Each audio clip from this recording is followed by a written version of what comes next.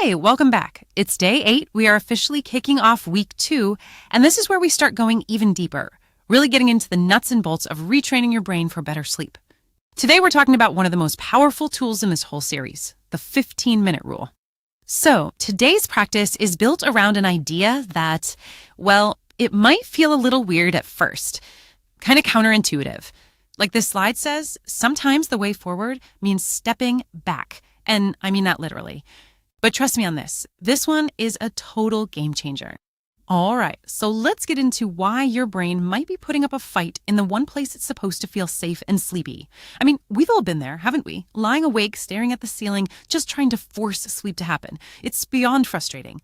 But the thing is, in those moments, we're accidentally teaching our brain a lesson it was never supposed to learn. To really get what's going on, you've got to appreciate just how brilliant our brains are. They're absolute masters at making connections. You know, it's called associative learning. You walk into your kitchen and bam, your brain thinks food. You sit down at your desk and it switches into work mode.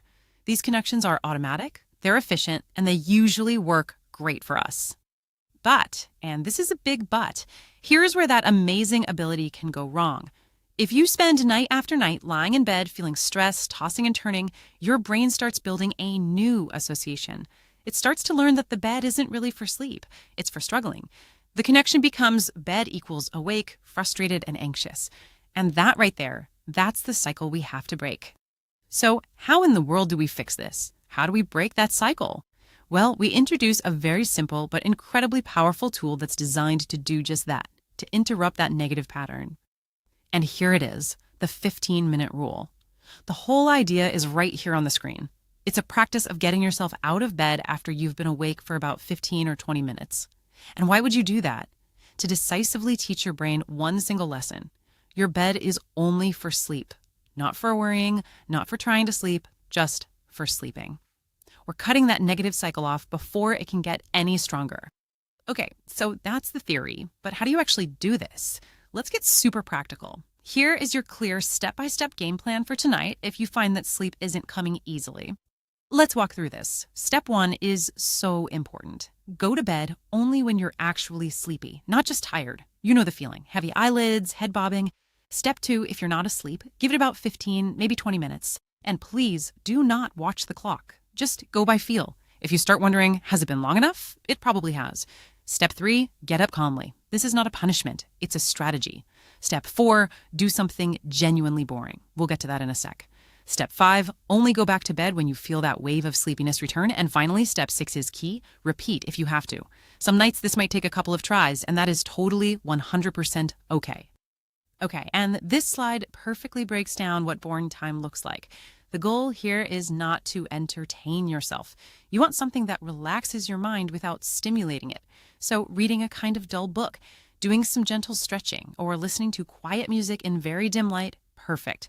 What you absolutely have to avoid is anything that'll wake your brain up. So that's a hard no on scrolling your phone, checking work email, any screens at all. That blue light is basically a shot of caffeine for your brain. Now, let's be real for a minute about the hardest part of this whole thing. It's getting out of that warm, comfortable bed when you're exhausted and just plain over it. Every single instinct you have is going to scream, just stay here, just 5 more minutes.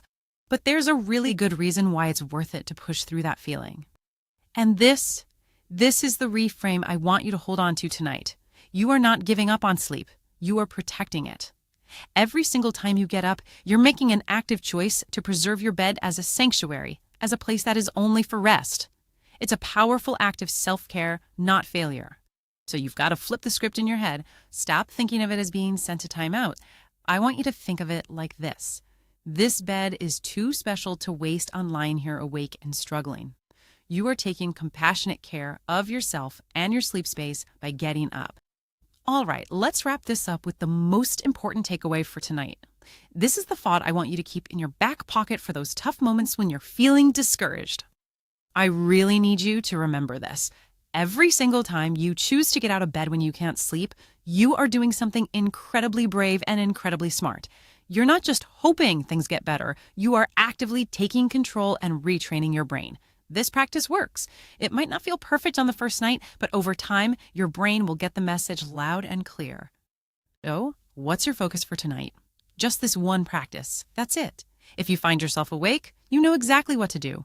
Get up calmly, do something boring, and come back when you're sleepy. You've got this. And tomorrow, on day 9, we're going to build on this and talk about how to make your bed an even more sacred sleep sanctuary. You're doing great. Keep going.